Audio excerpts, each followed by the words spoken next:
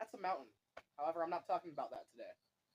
What I am talking about though is the Arches National Park, Utah. I want to talk about how these things are made, what makes them, and what the process is. And yeah, that's pretty much what I'm going to be talking about today. Great fun. It's not like boring or anything. Let's get into this. So, about roughly 65 million years ago is when the formations that we see today occur. The formations like this. So if you've ever been in Arches National Park before, you'll know that you've seen pictures of this and this and this. Aside from the balancing rocks, we are not focusing on those today. We are focusing on the arches. Got a little hand movement there. But I want to discuss how these were made and the modern ones that we see today, how they're made. Fun fact, actually, those arches that you see are still being formed today, over thousands and thousands of years. Which is quite interesting. But, alright.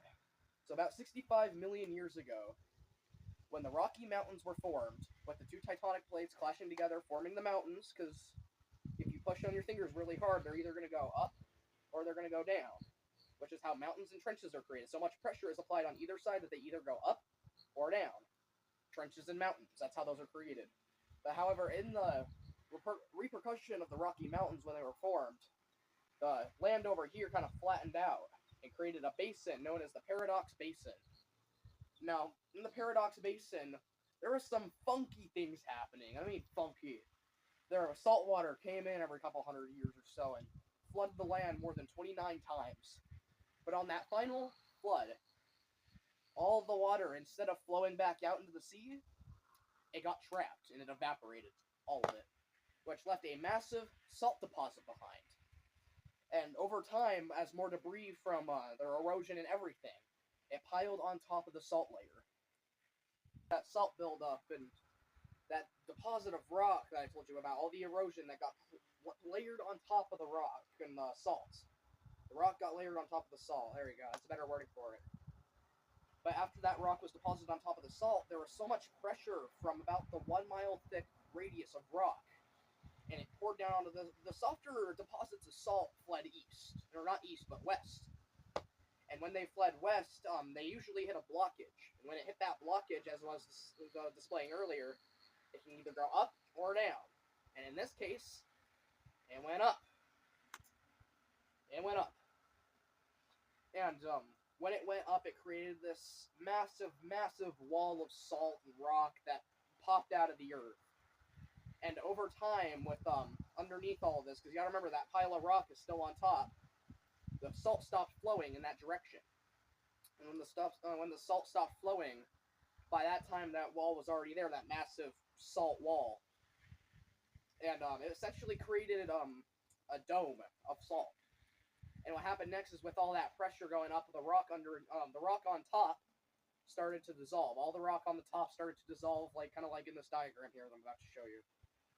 But yeah, the rock on the top dissolved and it exposed these cracks that were created from plate tectonics when the salt got pushed up a little bit, and it created something called joints, which I'll show you a picture of here. And these joints were the cracks all along it, because if you have something like that, it's gonna crack under pressure. But essentially, yeah, and that's kind of what happened there. But eventually, rainwater and acidic waters got into the cracks and started dissolving the salt. And when it started dissolving the salt, it created a valley. And in that valley, it's some weird little things kind of just happened. Now, the thing that caused that rock layer on top of the salt dome to disappear was actually because of floodwater from the Colorado River coming in, washing over the land. And that was the formation of the Colorado River, which I'll probably get to in another video if I keep doing this. But, essentially it eroded that rock away, and that's what created the joints and exposed the joints so that water could seep in and create the valley. And when that valley was created, those little joints were still there, all scattered along the bottom of the valley, kind of like this. And when those joints were scattered there, they kept eroding, edges on it especially kept eroding and got pushed up and stuff like that. And there was a different deposit of soil.